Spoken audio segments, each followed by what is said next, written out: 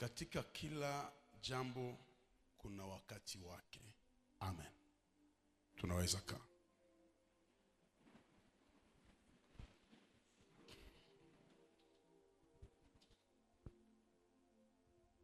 Nyakati 4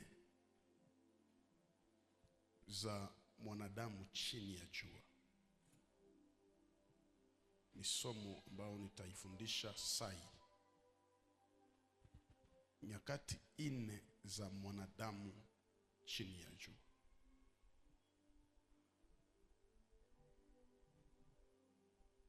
Hapa duniani mahali ambapo unaendelea kuishi,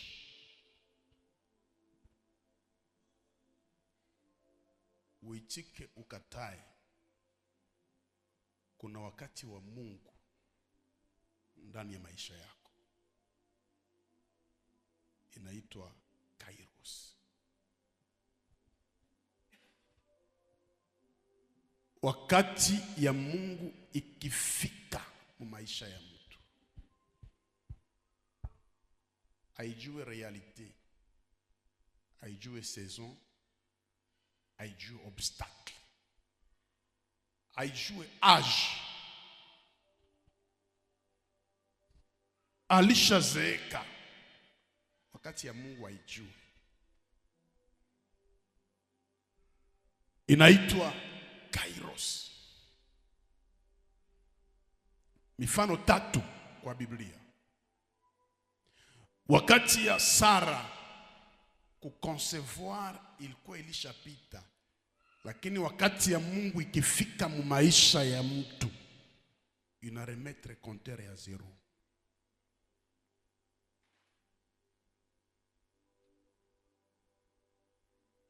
Biblia inasema wazi, haikukuwa wakati ya Sara kuconcevoir, lakini wakati ya Mungu ikishafika maisha ya mtu, haina besoin ya realite, haina besoin ya science, haina besoin ya accompagnement.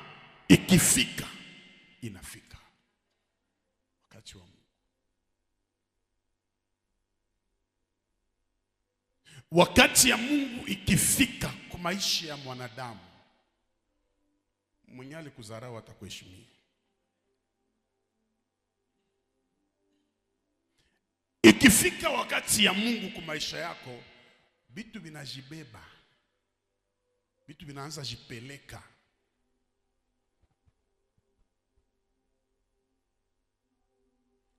Na hii hatuijue sisi wanadamu, hatujue wakati ya Mungu. Yesu anaambia Israeli, mungelijua wakati, mungelijua anayeleta amani, mungelijua, musingeangamia kesho.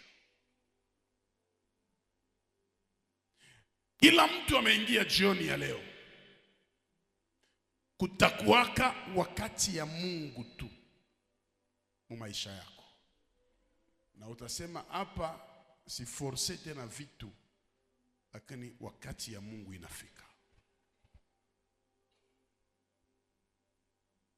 Wakati ya Mungu ndio tunahitaji juu ya Kongo. Wakati ya Mungu ndio tunahitaji juu ya maisha yako. Wanaweka jiwe, wanaweka maaskari. Waliweza kuchunga siku ya kwanza, juu ilikuwa haiko wakati ya Mungu, hakuisemaka. Siku ya pili ilikuwa haiko wakati ya Mungu, alisemaka kisha siku 3 nitafufuka. Saa ilifika, hakuna mtu angelisimama pale.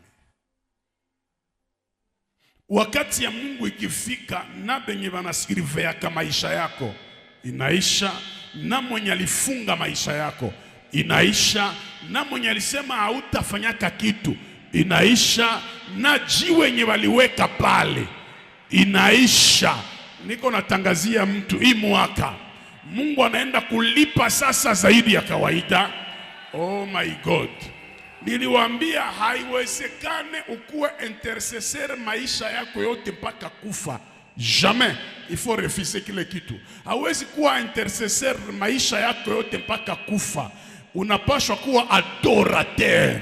Paske maandiko nasema muda unakuja Mungu anahitaji waabudu. Muabudu ni nani? Ni intercesseur mwenye aliona réponse ya intercession kisha inageuka adoration. Na niko na meni zaidi ya voisin, niko naambia mtu mmoja 2025 uli prier sana, mais 2026 utaadore sana. Utafanya 3 jours sec ya adoration, 4 jours sec ya adoration, ya kuambia Bwana ulishatenda, sasa acha nikutukuze. Parce que un jour nilikwambia adoration kuna puissance kushinda prière.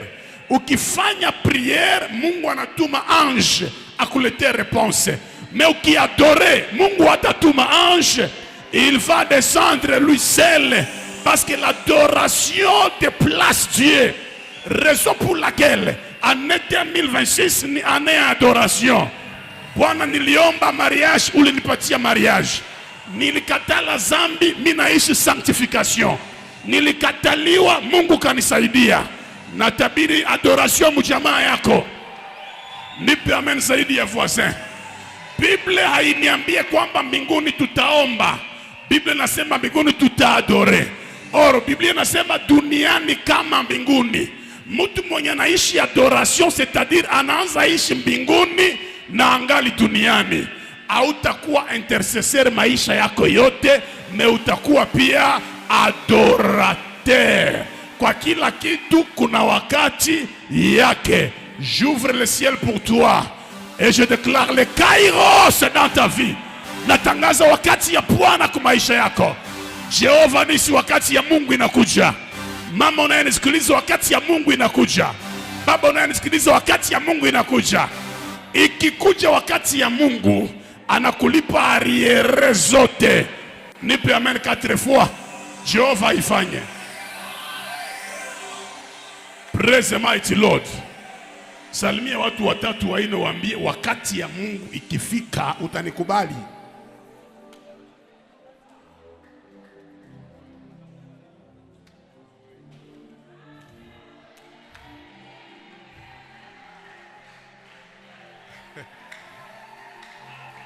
Nipe amen, nipe amen, nitangaze kitu, nipe amen. Nipe amen. Wakati ya Mungu ikifika hautajitetea tena. Oh my God. Wakati ya Mungu ikifika, yo peke ndio inasemaka juu ya maisha yako. Wakati ya Mungu inaoneshaka nani alikuwa juste, nani hakukuwa juste. Nipe amen zaidi ya voisin. Wakati ya Mungu. Sema wakati ya Mungu. Kuna wakati ya pili itafika kwa maisha yako, wakati ya wanadamu. Wakati ya wanadamu kusema kila kenye wanataka juu yako. Wakati mchungu sana. Wakati unaweza lewa maneno. Wanatunga neno alafu wanasema ni wewe ulisema. Wanafanya jambo alafu wanasema ni wewe ulisema. Wakati ya wanadamu ilifika kwa maisha ya Yusufu. Mke wa Potifa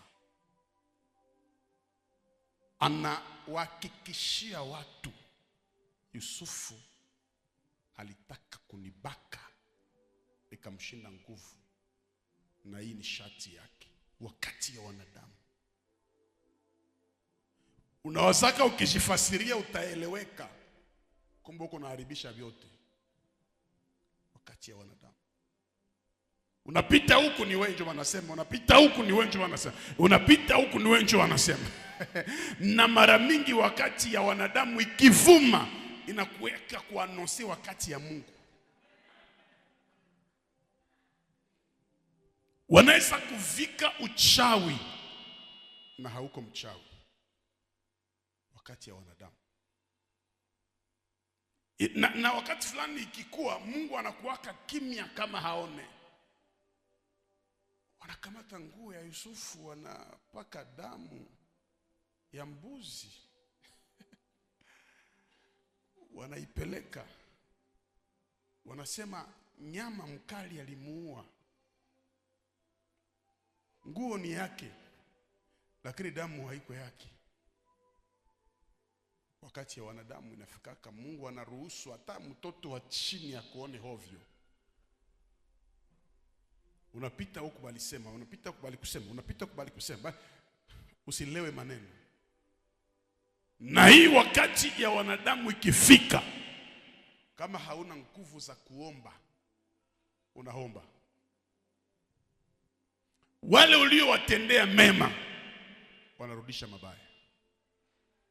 Hii imewafikia wote waliookoka wakati ya wanadamu.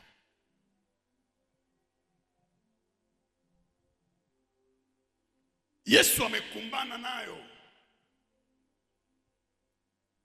Anaweza lomba, munipe sifongo, munipe maji. Wanakamata sifongo, wanakamata vinegre, wanampa. Waliwazo wanamtesa, kumbe Biblia ilikuwa inasema ili mkate isioze muitie mvinegre. Yeye ni mkate ya uzima, ndio maana mkaburi hawezi oza. Hii ndio muda unaita kila mtu akusaidie, na wote wanakucheka, wanaambiana kanafika mwisho, kanakufa sasa, kanaisha. Hapa njoo unaelewaka andiko inasema amtumainiaye mwanadamu alainiwe. Isha kufikia ile wakati ya wanadamu ikifika, byako abielewekaki. Unasema Eloi, wanasema unasema Elia.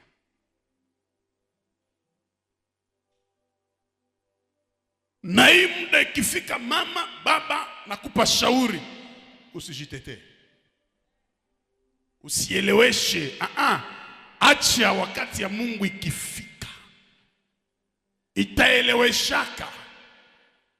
3 ans alifanya mprison Joseph. Mniambia alisamba wapi? Alikuwa condamné. Kwanza mwenye anamfungisha alikuwa influent, Potiphar.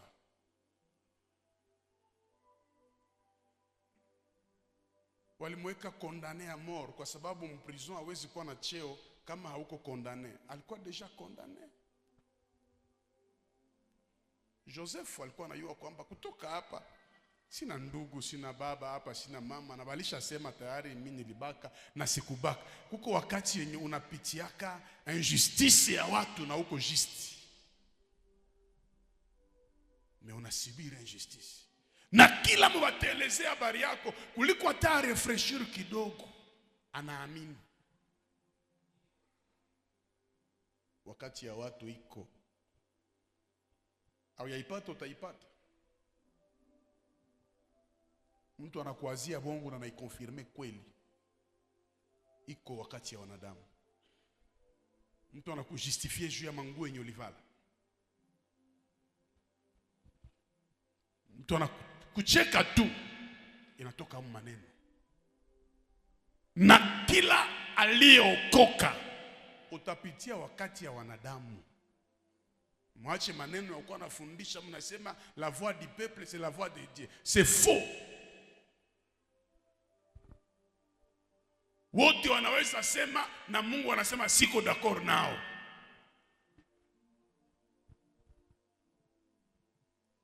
Unampigia mtu simu ili kwamba akusaidie kwa wakati mgumu, unaambia niko napitia magumu huko, mambo yuko hivi. Yeye nani anakuambia? Nilikwambia yako kushindikana. Ilifikia Job. Wakati ya wanadamu ilimfikia mtakatifu wa Mungu, ilimfikia mpaka bibi anamgeukia mnyumba, anamwambia tukana Mungu na ukufe. Hapana, na tukufe, ukufe. Ndaolewa nyuma yako. Mwa ile vita mtu tu mmoja mwenye kupataka problemi, umoja ni bibi ya Job. Ye peke ndio kupataka na upele. Shetani ene wanamuke kutsijue. Njo tu umoja mwenye kupataka problemi. Na anaambia Job tukana Mungu na ukufe. Job anamwambia kama tulipata mema kwa Mungu na mabaya tusiipate, Mungu ndiye alinipa. Na kutoa ametwaa. Libarikiwe jina lake. Mungu ni mkubwa. Kwa nini akugusa mke wa Ayubu? Kwa maana Mungu alijua mke wa Ayubu ni source ya baraka za Ayubu. Kwa hiyo baada ya ile majaribu atazaa watoto wengine wa neema zaidi ya kipekee. Hata Mungu aruhusu vita namna gani, kuko kapartiki anakuachiaka consolation. Kiko. Labda ni afya yako, labda ni watoto wako, labda ni mke wako, labda ni kuko kafasi tu kwenye anakuachiaka consolation. Niulizie jirani yako, ushawahi kupitia wakati wa wanadamu? Muulize vizuri. Wale aliofanyia mazuri ndio walipiga sauti asulubiwe, afu. Ni wakati mzito. Hawa wanadamu unawaona wanakaa hapa kanisani, waogope.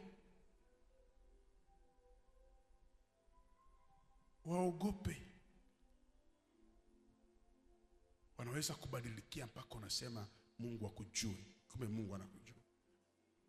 Unaweza kutungia kitu mpaka unashangaa. Wakati ya tatu chini ya jua kwa maisha mwanadamu ni wakati wa ibilisi.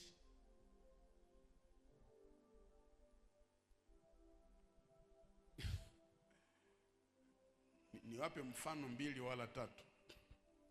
Wakati wa shetani ni wakati gani? Ye peke anaingia mfront, shetani ye peke anakufuata.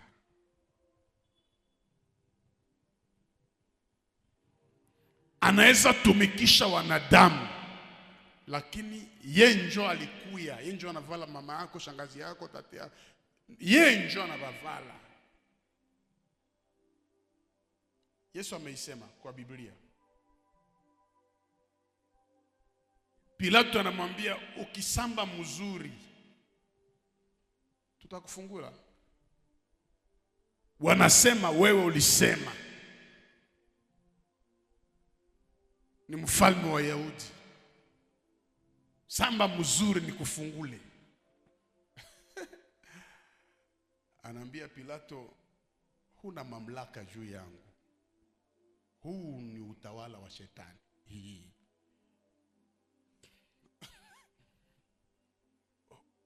Unaona ile neno? Anasema Pilato, wewe kaa kimya, mamlaka juu yangu huna. Lakini saa hii hapa kinatawala hapa shetani. Nisambe vizuri namna gani? Kwa tafsiri nyingine, hata nikwambie mie sina shida, utafanya nini? Ni utawala ya shetani. Pour preuve, bibi yake yeye peke akalota, akaonyesha kwamba Yesu ni mtakatifu wa Mungu. Alifunguliwa? Hakuna. Utawala wa shetani.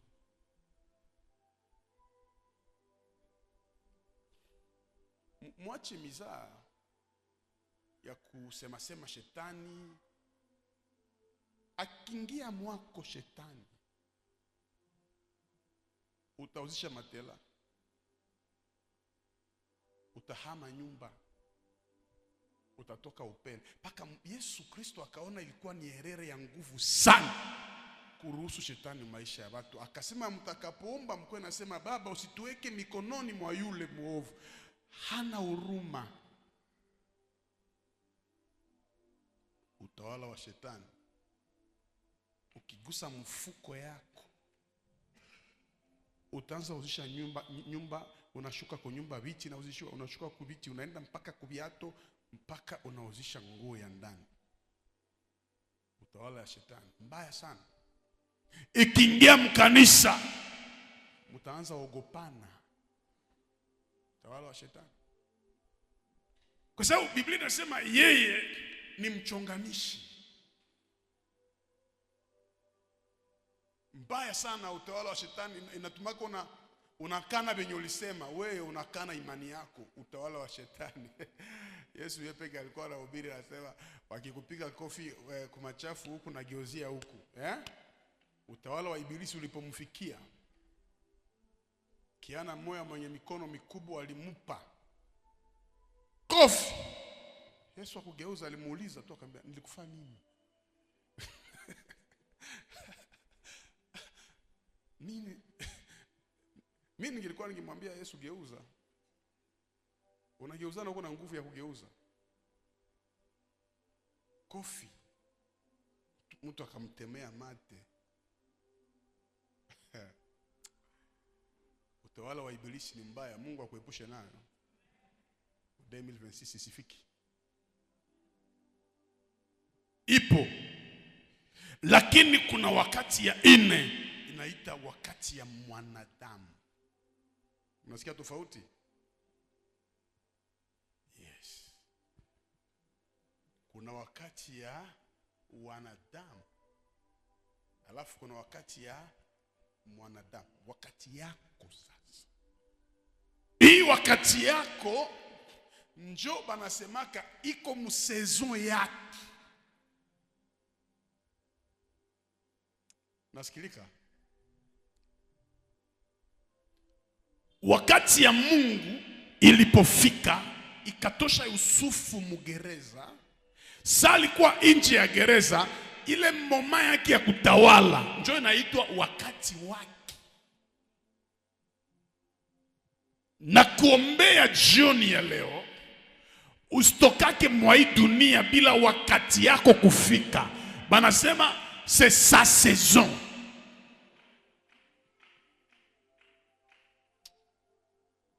Wakati yako ikifika, usipande we peke, panda na mtu moliliaka naye. Hii wakati yako sasa inafikaka, njoo wanakuitaka Freemason, wanakuita Rosicrucier, wanasema mlozi tu. Hakuna gisi mtu akwetu pale tu jutu ya kuimba, jutu ya kuhubiri.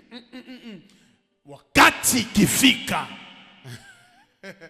wanadamu watafanya vikao, haitavunja wakati ya Mungu. Wewe njoo uko na baton ya commandement, wewe sasa. Wewe geukia ndugu yako mwambie, wakati yangu inakuya.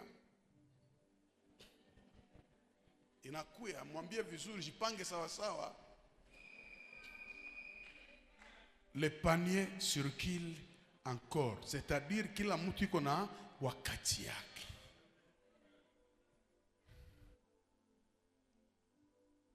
Jehova ifanye. Amen, iko chini sana. Nasema Jehova ifanye. Na kenye kia nguvu mwa hivi vyote, haiko tu wakati, lakini gérance ya ile wakati. Parce que en réalité mwenye iko na Yesu, wakati yake haitaishaka, kwa sababu Yesu ni yule jana, leo na hata milele. Probleme haiko kupanda kusome, meni kubakia pale kusome, gérance ya wakati.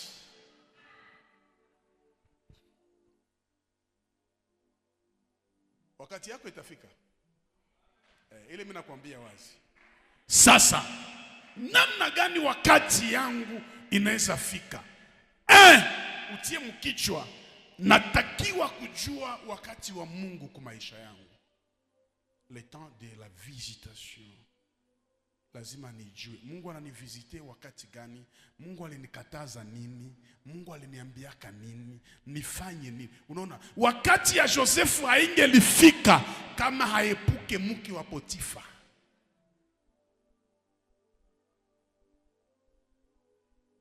Wakati mke wa Potifa iko na mpropose nyumba, Mungu iko na prepare pays. Sasa achaguli. Na ile nyumba ikukuwa yake ni ya bwana yake. Shetani ya kwake na ya kukupa, anakupatia ya watu juba kuue.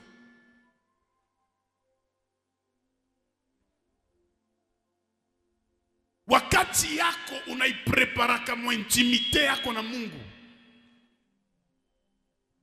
Maisha ya kumtafuta Mungu. Hakuna mtu Mungu aliinuaka parazar. Kila mwenye aliinuliwa na Mungu iko na pasenye alimutafutaka. Ukitafuta Mungu utatafutiwaka. Mtu mmoja anipe amen vizuri. Wakati wengine hawako mpresence ya Mungu, wewe uko mpresence ya Mungu. Iko siku utalipwa. Unaona mie, mkitaka kuishi na mimi lazima mnijue. Mimi nakuwaka patient. Hata watumishi wanajua, unaweza fikiri unaweza ni manipule, mimi nikiamua mimi naamua. Na nikiamua hakuna kunirudisha nyuma. Nikionewa mimi nikiwa na haki, hakuna kunirudisha nyuma. Hakuna. Nikisema hivi ni vile. Kabla sijaamua na kwa sababu pumbavu sana, unaweza fikiri unanimetrize vizuri sana. Lakini nikisha kuamua inaisha. Wakati una haki, haki inakupaka nguvu. Sema huyu amenisingizia. Mungu anakupa nguvu. Hivi tupo hapa saizi. Haiko parazar kukua hivi. Kuko wakati tulitafuta Mungu na Mungu akaweka wakati ya Jehova Nisi. Peu importe ce que les gens peuvent dire, we don't care. Atujali.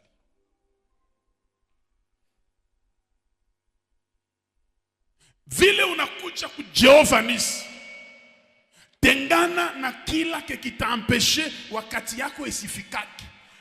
Je vous assure, kila mtu mwenye Mungu aliumbaka mwenye iko normal, kuko siku wakati yake itafikaka. Ndio maana usizarawake mtu kama leo njoo kwa nampatia ka $10 ka $20, usizarau ule mtu, kuko siku wakati itafikaka. Kuko siku.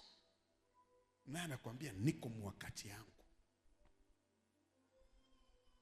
Na siri ya kushinda ile yote, kushinda wakati ya shetani, kushinda wakati ya wanadamu, kushinda vita ya wakati yako, siri ni kuikaa ndani ya Bwana wa nyakati na majira.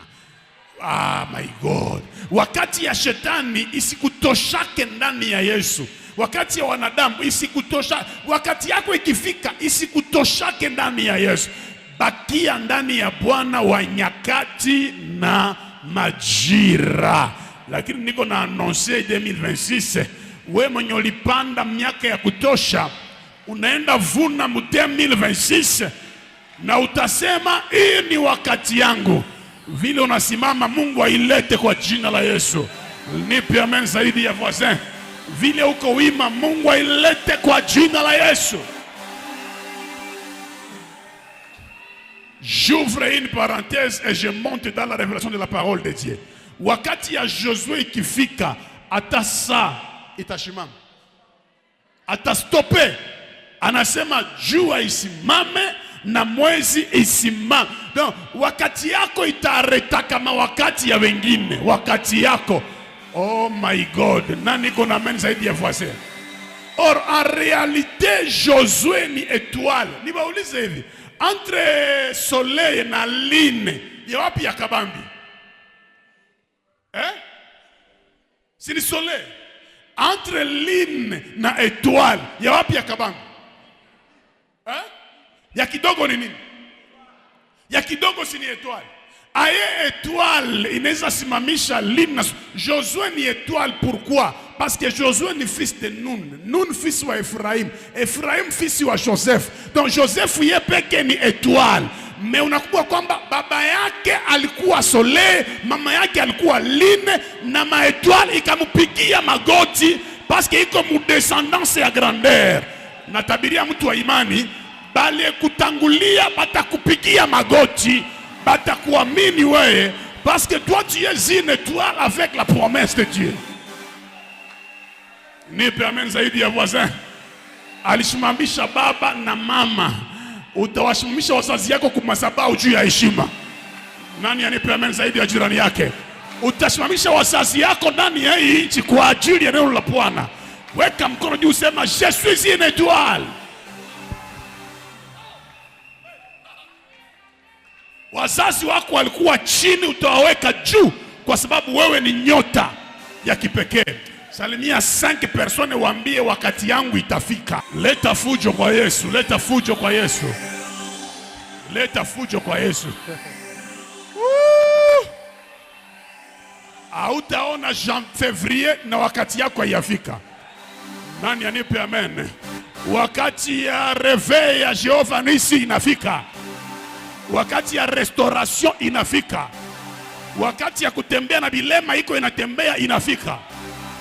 Wakati ya résurrection des morts inafika. Le temps de la restauration pour mon pays arrive maintenant. Wakati ya Mungu inafika. Auta forcer vitu. Bitu bitajule tabio peke parce que c'est le temps de Dieu dans notre vie et c'est mon temps. C'est ma saison. Dis à haute voix que c'est ma saison. Ton nom sera connu partout au monde parce que c'est ta saison.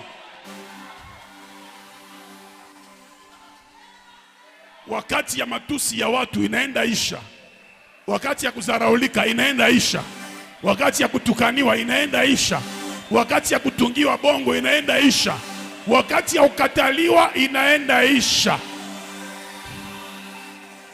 Kama kuko ma mariage itafanyika mwa hii kanisa yako na wewe ifanyike ya heshima. Oh, wakati.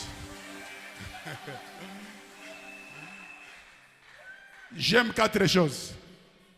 Ka itakubariki sana. J'aime ces 4 choses. C'est tellement profond. Wakati yako ikifika watu wanasabwaka kibalisemaka juu yako. Les gens vont oublier. Ikishafika banasema sasa mbona mlikuwa kama mnasema hivi bibi ya Potifa atasema tena nini? Wakati yako ikifika unageuka ka reference. Si mkwe sa fulani fulani wewe unaweza geuka reference wakati ilishafika. Wakati yako ikifika ile kitu isitoke mkichwa yako abafatake tena reputation yako. Je m'explique. Nani mwenye alifunga Joseph?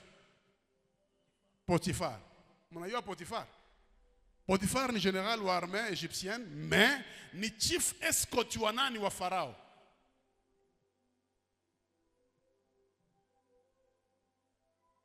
J'aime ça. Jado Sogea. Ni mfano mzuri. Nampenda Mungu sana. Jado huyu. Iko na probleme mwake mnyumba. Mimi ndasahabu. Si Potiphar. Farao. Atanambia kule vile petit moi altafa blague na mere nikamu mtia mu prison. Mimi ndasema nini? Habakie kule. Altafa bia vile akufie kule mu prison. 3 ans. Mungu naye ni mkubwa. Mungu anasema hapana. Nikilotesha huyu ndoto wa chini. Ata Joseph atafunguliwa hana trone ya kupatia Joseph. Niloteshe superieur wa Potiphar. Njo niloteshe. Wa roi Farao plutôt. Sana pata ndoto anasema nani mwatanitafsiria ndoto? Banamwambia mu prison kuna mtu mwenye iko na roho ya miungu mitakatifu. Nani? Ilikuwa wazi Joseph. Huyo anayua Joseph. Ipara alimwambia mzee, si njoo mpeti mwenye roho anasema mimi siko kwanza mubile, mimi niko kwa na besoin akui vile vyenu vya kubaka ni we naye mie binabaona sana kuya Joseph. Ataona nani wa kwanza? Potiphar. Mwoko naye problem njoo naonaka wa kwanza.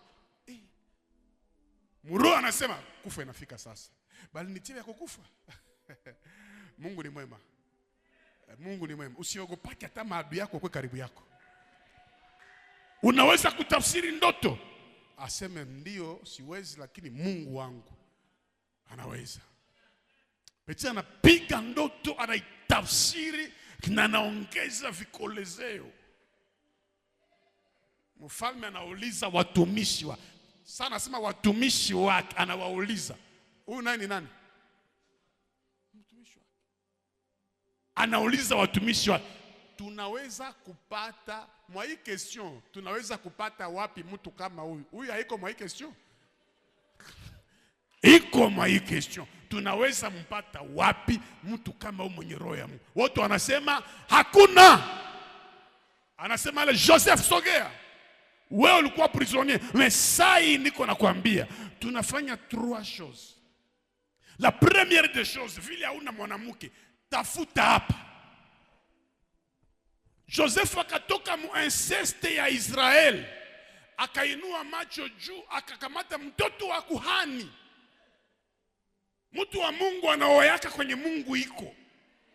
Amuyoka vile. Mtoto wa kuhani, ule bibi ya Joseph haiko blage. Mtoto wa kuhani, bibi ya Musa, mtoto wa kuhani.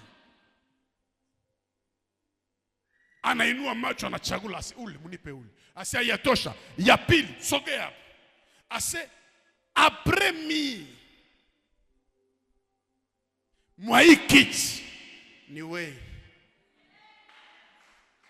Sasa one kikina nibariki sogea hapa ndugu Eli. Mu organigramme ya royaume ya Egypte bakisema après mi ni fulani. Haiko kusema ke derrière moi. Hapana. Après mi ni fulani.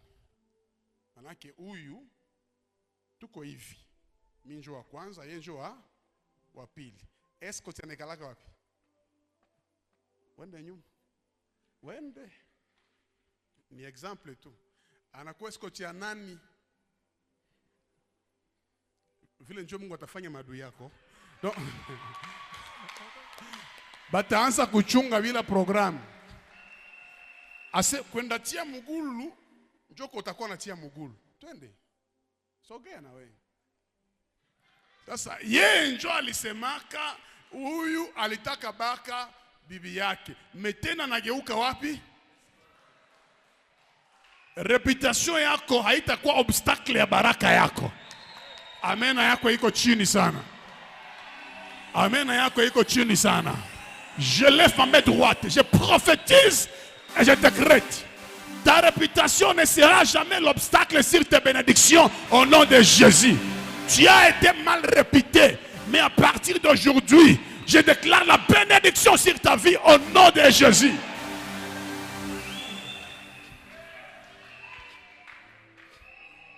Pharaon a besoin de réputation, il a besoin de solution. Hakuna maiko na amen nifungule kitu pendant 1 minute. Pharaon a besoin ya réputation ya Joseph, mais il a besoin de solution. Autrement dit, mon révélation, Mungu ataweka solution ya maadui kumikono yako, ataba kupende weye, mais parce que tu as la solution, watakuamini weye. Leta amen zaidi ya voisin. So nenda tunziwa kwa hospital, uko na besoin ya réputation ya docteur. Hauna besoin ya réputation ya docteur, uko na besoin ya guérison kumikono ya docteur. Kila mtu mwenye iko puissant anapotezaka réputation. Tu ne peux jamais garder ces deux choses, la puissance et la réputation. Jamais les gens vont douter de toi. Si tu es puissant, les gens vont douter de toi. Chagula sa réputation ou la puissance. Chagula kutapiwa au makuta. Mie hata unanitukana kama niko tu na zangu. Yesu bebe ni mfalme, me wakutembea yule ya mai ni fantôme. Me tunachagula Yesu bebe. Tunachagula Yesu wakutembea juu ya mai. Yesu malituokoaka. Tu seras puissant. Ndio maana kama unapenda puissance, il faut avoir un grand cœur. Aya anaweza fufula mtu. Aya anaweza fanya vya hivi. Aya tu ndio anapendewaka. Donc puissance natumaka watu wanadouter na wewe. Watu wangali nakupenda pasi mngali même niveau nao. Mais si tu vas monter, batakusema kila kitu wanataka. Geukia 5 personnes waambie muendelee kusema kile mnataka.